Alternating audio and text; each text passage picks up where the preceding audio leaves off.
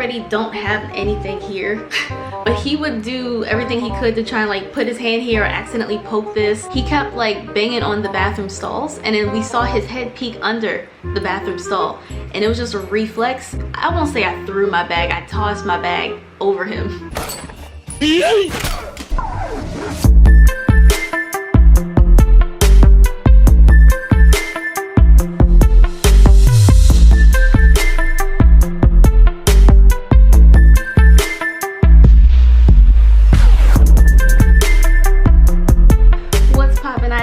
Lesson 3, welcome back to my channel.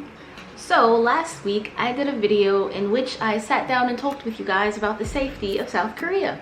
You guys were wondering if you're safe there. Hopefully I answered some of those questions, but I also mentioned, you know, creeps are everywhere, and I have many creepy story times or creepy encounters to talk about, and I mentioned it. If you guys wanted to know or hear about that, then let me know in the comments. You guys overwhelmingly let me know, so here we are. So this video is basically going to be about not just the creeps in the club, although a lot of them are, but creepy encounters with my kids, my students doing some weird stuff, creepy old men doing stuff, weird sketchy situations that just happen in Korea. So if you guys are interested in any of that, then please keep watching to the end and we can talk about it in the comments, and you can let me know if you guys want a part 2. So the first thing I wanted to talk with you guys about was, this was actually in October of last year, 2019, October. And my friend Erin, she came to Korea to visit because she was only there for like a week. And we were in Itaewon hanging out during the day. It was like a Tuesday or something. Because I remember we were both very amazed at how not crowded it was. We're used to, you know, only being able to freely roam around Korea on the weekends when everybody's out on the weekends. So like there's no students, there's no people, everybody's at work. It's just me and her and like tourists. So we were going to Itaewon and we took a wrong turn somewhere. And we kind of noticed that there was this guy in like this long tan coat, and I'm hoping I still have a Snapchat of that somewhere in my archives or whatever. So we're being followed. This is way cool. This dude was on the train with us, then he got up. When we got up, suddenly after he was sitting, and you see him in the back. That dude been here a minute. We were going the wrong way, and then we saw we had to go down the stairs, so he looked at us go down the stairs, then he got on the stairs, and he's behind us. He might be going the same thing. Yeah, maybe. I'll update y'all. I literally got my phone and I was just kind of like I was taking a selfie, but like filming behind us, and he just kept being there. Like even when we would walk one way, stop, and suddenly turned around to go up the steps, he did the same track. You know, that was creepy. And he ended up on the train with us too. He got off in Itaewon with us, and we saw him a little more throughout the day, just like walking up and down like Itaewon station area, and that was it. I mean, it was creepy because he followed us. Like we're pretty sure he followed us. And then what was funny is my friend Erin, she was like, don't look now, but I think we're being followed. Of course, my dumb ass said, huh? And I think that's when he got like suspicious and started to backtrack. I'm not sure what would have happened or what he was doing. But as soon as I looked at him and he knew that we knew that he was following us, he stopped. I don't know. I mean, we zigged and we zagged and we stopped on purpose to see if he would follow us, and he was following us. So I think the next one is probably the one that freaked me out the most, and it's probably the most unexplained or unexplainable. So one thing you'll learn in Korea, a lot of the hallway lights, like in your apartment complex, a lot of the hallway lights are motion censored. So they're off unless there's movement, you know, like if you go out, then it suddenly comes on for that floor. And it like lights up your way. So if someone's looking from the outside, they can kind of see where you're going. First of all, my apartment in Jeju was way bigger. It was like 10 floors and at least like 10 to 11 apartments on each floor. But the one I lived at in Taeyeon was much smaller. It was only like 5 floors and then maybe like 3 apartments to a floor, or 4. It was like 1, 2, 3. Yeah, I think 4 apartments on each floor. So I lived on the 3rd floor. And whenever I would go down, like to go out of the building, you would see those lights on each of those floors light up. And same when I go up, they would light up. So sometimes I used to crave like a midnight snack or something, or I just had like, I wanted some ice cream or some cookies or something sweet to nibble on. So I would go to like the CU, which is 24 hours. It was close, like I could literally see the CU from my kitchen window. If I wanted to just walk down there real quick, it's like a minute walk. So I would, you know, just make the run real quick. Sometimes though, when I would go at like, maybe like 3 a.m. or 2 a.m., which is not smart to do anyway, but my, I have no self-control. Sometimes there would be this old man out there kind of just standing there. He never said hi, he never like looked at me, he never talked to me. He would just kind of stand out there, and I at first just assumed he was like out for a late night walk as well. So sometimes I used to get a little freaked out because when I would come back from the CU and go up the floors, each floor has like a window, and I could see him just kind of stand there looking as each floor lit up, and I'm like, is he trying to find out like what floor I live on? So sometimes I would like run to the floor above me too, and then come back down to my actual floor before the lights go back off to go home and go in. I would peek out my kitchen window, and he's just standing there looking at the apartment building. That happened maybe like 4 times. Nothing ever came of it. He was just always out there. So after a while, I kind of stopped going late nights to get snacks. I would just get it on the way from work and hope I had a craving later. So that's one thing with the motion censored. It's, you know, very energy efficient, but at the same time, it kind of gives away your location. If someone is really that much of a creep, it'd be easy for them to see what floor you live on, because all they have to do is watch which floor lights up from the outside windows. Like, you know, all those like creepy animated story time, or those like creepy animated stories on YouTube. I'm constantly watching them because Corey Kenshin does the Spooky Scary Sunday, and I'm always trying to find a good one to submit. I'm sorry, what statue? I'm sorry, what statue? I'm sorry, what statue? Look at my headphones. Anyway, that's like something straight from one of those stories, but like it actually happened. This dude would just stand there and just look at my apartment building. I would kind of just peek out the window like, how long is he gonna just stand out there? And after a while, I just kind of gave up and said, well, I'm safe. I don't think he knows what floor I live on. So some of the more juicy stuff y'all probably want to know about are creeps clubbing. So here we go. I'm already not a fan of dancing with guys I don't know, just because I feel like outside of, I mean, in America for the most part, guys after a while, in my experience, after you're dancing and after you're done, it's kind of just that. But in Korea, it's like when they dance with you for a few songs, they assume like you're it for the night, and they kind of follow you. They kind of like stick close to you, or they get close. It only happened to me once, but I've seen it happen to my friends a few times, where they do this thing where they're dancing with you like behind you or whatever, and then they lick your ear, like they impale your ear with their tongue. Like, I don't know who told them that felt nice, but I felt like I was getting a wet willy. Did not like it, not a fan at all. And like I said, it's happened to my friends more than me, because after a while, I don't dance with guys in the club unless I'm friends with you, or I know you, or I'm dating you or something, because I don't want anybody to get the wrong impression, and that tends to happen. Speaking of clubbing, this is still one of the creepier incidents.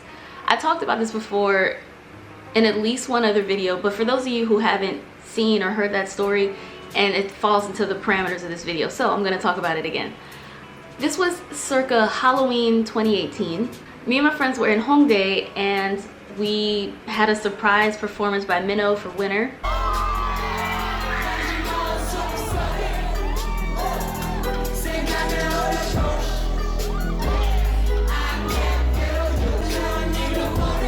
We were at Gabia, that was Jackass Sudanese Club, before he put his mess out there. Now we all know what he is. It was getting late, and like I said, I don't like clubbing when it's getting late. If the sun is coming up, I don't need to be. My friends were still out, turning up, chilling. This had to be maybe like 4:30 in the morning. And I told them, hey, so I'm gonna head out. Like, I'm tired, you know, it's getting late. And they're like, okay, you know, text us when you're back at the guest house. And it's raining, so I have my long padding coat on. I have my hood up, have my earbuds in. I'm listening to Singularity by V. I'm like chilling. Like, normally in America, for example, though, if I'm walking by myself late at night, I don't have the earbuds in because I need to hear everything that's going on around me. But in Korea, I don't really have to worry about that so much. So I was just chilling, enjoying the walk, fewer people out, the air is crisp because it's raining, and it's late October, so it's cooler out. And suddenly I get this tap on my shoulder, and I'm like, huh? And some guy doesn't introduce himself, doesn't ask me my name, straight up says, I want to go to your place. I said, what? He said, I want to play drinking game with you. Boy, if you don't get... And I said, no, no, I don't want to do that. He was a bit persistent. He said, where is your home? And I tried to ignore him. And he said, excuse me, where is your home? And I said, no, not interested, sorry. And then he, you know, walking with a little little kind of trying to keep up with me. So I'm just like, this dude's not getting it. But it's weird because I feel like if this was America, I would have been scared. But in Korea, I wasn't scared, I was just annoyed. It just really blew my mind that he thought he could go up to any foreigner, not introduce himself, not ask their name, and just be like, I want to go to your place, all right? And I'd be like, let's go, boy. That's not how it... No. So after he finally got the message, he walked away and said, "Chao ja," which means sleep well. And I'm like, I hope you don't.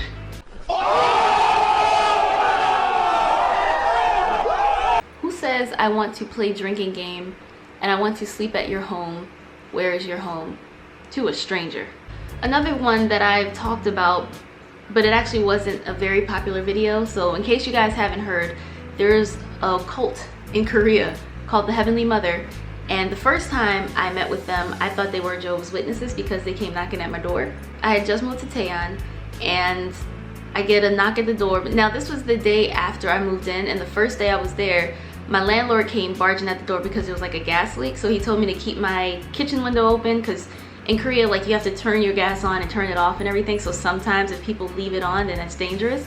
I hadn't used it yet because I had just unpacked and I don't really cook. So the next day when I heard a knock at the door, I assumed it was my landlord, but it was these two sweet Korean women, and they didn't really speak the best English, but they had this presentation all queued up on a tablet. Now mind you, it's February, so it's cold, and I'm like in my doorway, but I don't want to step out because I don't want them to make this permanent or to think that I'm interested, and I don't want to invite them in because I don't want them in my house. So I was kind of awkwardly cold standing in the doorway while they showed me this presentation on a tablet about the Heavenly Mother, and it was like Armageddon and clips from like 2012 and World War Z. So they asked my name and everything and told me they wanted to meet for lunch the following weekend. I said sure, just to get them to leave, and they came knocking, so I had to get all quiet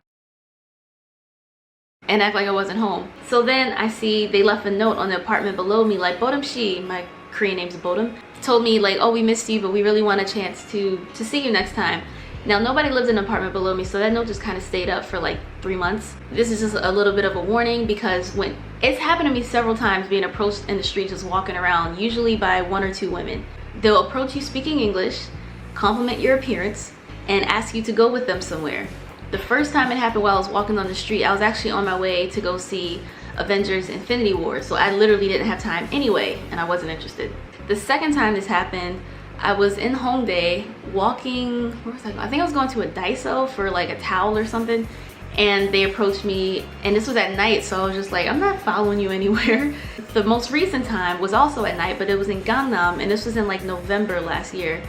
And these 2 women, I was actually kind of lost because my Wi-Fi egg died, and free Wi-Fi in Korea kind of comes and goes. If you're near like a McDonald's or a coffee shop, or IP time, that's kind of just randomly, or by buses that pass by, so you can piggyback off a few signals. So that's what I was trying to do to find directions to go home. And these women approached me like they were gonna help me, but then I recognized the spiel, you're so beautiful, would you like to follow us? We only need a moment of your time. I've been there before. I'm like, no, I thought you were gonna help me, but y'all in that cult.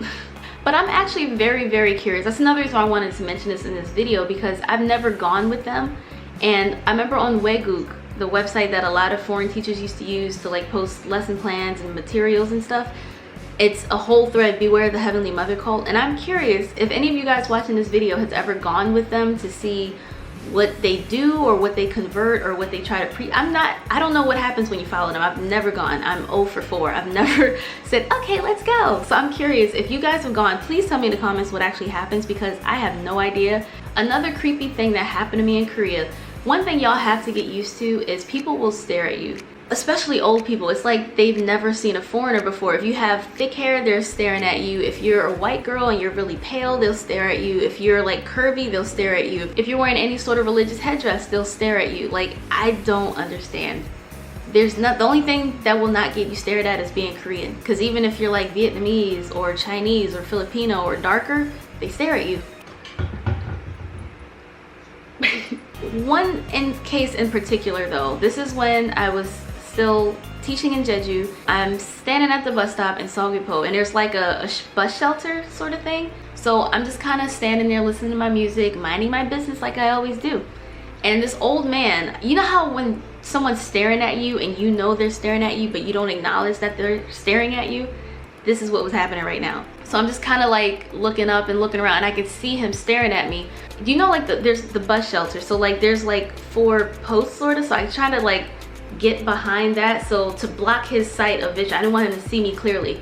And then I see him back up so he can look at me some more, and I'm like, what is happening? So then I take a giant step forward and I see him lean forward, and I'm like he's persistent. He really wants to stare at me. I noticed every time I like moved to obstruct his sight, he would get closer too. So like he was over there and now he's like here. And unfortunately we also got on the same bus. So I go to the back anyway every time because I'm always on the bus for a very long time, and I want to keep the front seats for older people. Old people don't go to the back of the bus. Like they don't, it's a bumpy ride and they very rarely choose to sit back there anyway. So I always go to the very back. So this dude is like in the middle of the bus, but turned around facing me, like going out of his way to look at me still. So I'm just like, oh my God. And then sometimes, you know, it's like, what do you do when someone stares at you? Because if you stare back at them, then a conversation might start, and I don't want that either. I didn't want to be rude. I didn't want to start a conversation. I just kind of sat there and pretend I didn't see him. I would put my head down or put my bag in front of me so he couldn't see me clearly. Finally, it was some random young dude who's like, yeah, like tapped him on the shoulder and said, "Ajashi, come on eh, come on eh," like telling him to stop now. And then they talked about something and got the old man to face forward, and he stopped looking at me. I don't know what it was, but it was enough that it was causing a scene, that like he was so turned around to face me that people are like, what is he looking at? And then they follow it back to the only foreigner on the bus. So I do hate to say it, you will be stared, I'm not even gonna say probably, you will be stared at in Korea as a foreigner. So I think the last thing I'll share for this video was actually the creepiest thing a student has ever done. He was only in the 3rd grade. His name was Yusok. I've talked about him a few times on this channel because he like came up to me and like rubbed my skin expecting brown to come off on his fingers. So yeah, that was the first student I ever met when I was teaching. He was very small for his age. Like 3rd grade is small, but he was built more like a 1st grader. He was really tiny, he was really tan, and really just a small kid. So like he looked a little malnourished. He was bullied a lot because of that. And you know, Korean teachers just don't really pay attention to bullying. They kind of just expect you to look the other way. I'm American, we take bullying very seriously here. So, you know, I tried to be nice to him, and one of the things is he wasn't in my after school program, but like with the after school program, we sometimes got pizza for the kids. We had like snack days and maichu. They love their freaking maichu. So I asked my mentor teacher if it was possible for him to join because, you know, could help him get a meal or some more food, and he seemed interested in English. So I was like, is it possible to have him sign up? So she had to talk to his guardians, and they were okay with it. And things seemed fine at first. He started to like get really close. Like I already don't have anything here, but he would do everything he could to try and like put his hand here or accidentally poke this. There's nothing here, my guy, but he was looking for it. I had a Korean, we call them a KTX. They're like a co-teacher. They're usually a Korean college student. She was like 2 or 3 years younger than me. She was very shy and very, very soft-spoken. Like when she would help me translate, I would be like, I can't even hear you. Like, can you speak up a little bit? She was really shy, but really sweet. You know, she was like, oh, I think it's a good thing that we got him in this class. You know, we can help get him some food, and he seems to like English, so he can learn some more. And he would always go for her butt. Like he was always trying to poke her butt and run away, or hit her butt with like a folder. He was a pervy little 3rd grader. The last straw was when it was the end of the day, end of a normal after school class. Me and my KTX, we were in the bathroom, the girls' bathroom, mind you. This is a little boy who's been pervy. So me and her like, oh, you know, thank God it's cooler today, just making small talk because we had to go wait at the bus stop. And we hear him, he's like, hello, coming in the girls' bathroom. We're like, she went off on him in Korean. She didn't want there to be any sort of like miscommunication, like, oh, he didn't understand in English, so she said it in Korean. She told him to leave, he would not leave. He kept like banging on the bathroom stalls, and then we saw his head peek under the bathroom stall, and it was just a reflex. I know he's a child, but I won't say I threw my bag, I tossed my bag over him. She was going off. She was like, no, chincha, yeah, come on, Kojo. Like she was pissed. I've never heard her voice get that high. He's peeking under the stall and laughing and thinking it's funny. It took everything I had not to kick him in the face. And And it's as a child, I know that's messed up. So we literally dragged him to his homeroom teacher, to the mentor teacher, to the vice principal. And the only consequence was he was kicked out of our class, even though he begged to stay. I still had to teach him in 3rd grade curriculum class every day, so that was fun. I still had to see him every day. But yeah, that was, yeah. Like, he cried, he didn't want to be kicked out because he liked the pizza, and he said English was fun. But bro, that's sexual harassment, and you're only like 8. So yeah, I think that's all I'll share for this video. But if you guys are interested in a part 2, I can get into more of like the clubby aspects, like MB2. I hate MB2. But there was also this time where while we were clubbing, this guy put my hand on his dick. So I will make that for part 2 because I've already been talking for like 30 minutes. But yeah, so if you guys want a part 2, then let me know with the like interaction. If this video gets to like 1,500 or 2,000 likes or so, then I'll do a part 2, and I'll make that one exclusively about clubbing because that's probably what you guys are more interested in. Most of the creeps reside in the clubs. Let me know in the comments if any of this has happened to you, especially about the Heavenly Mother thing. If you guys have had any creepy experiences and encounters, I definitely want to hear them. Don't forget to hit the little bell because I pretty much upload very sporadically. It was only supposed to be like twice a week, but then the pandemic hit, so I'm like whenever I can. It's been like 3 a week, sometimes 4 a week, and I'm trying to do streams every Friday. So if you guys want to know more about all this and keep up to date with the content, then hit the little bell. YouTube is so extra now. So yeah, thanks for watching. If you did, remember to like, comment, share, and subscribe, and I will see you guys next time. Annyeong.